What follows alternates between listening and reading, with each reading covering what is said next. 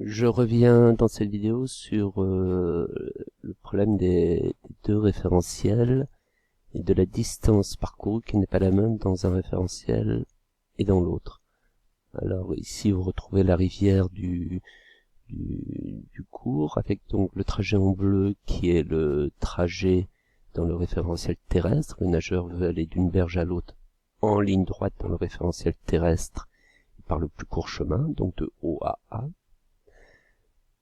Mais pour ce nageur, dans le référentiel O, sa vitesse doit être celle-ci, et donc s'il part du point O avec cette vitesse en rouge dans le référentiel O, sa trajectoire dans ce même référentiel sera cette trajectoire en rouge.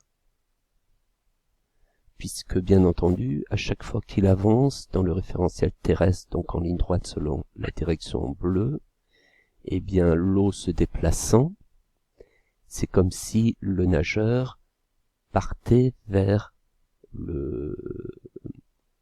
l'arrière du cours d'eau. Voilà.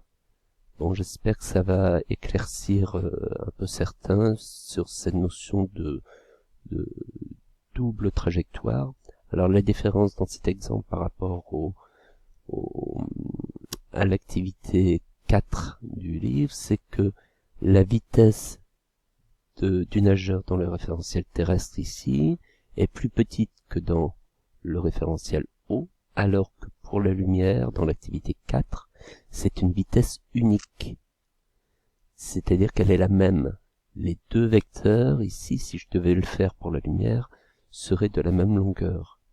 Et donc, comme la distance parcourue dans le référentiel O est plus grande, à vitesse égale, il est normal de voir le temps de parcours, qu'on appelait le temps mesuré, plus grand dans ce référentiel en mouvement, le référentiel de l'eau.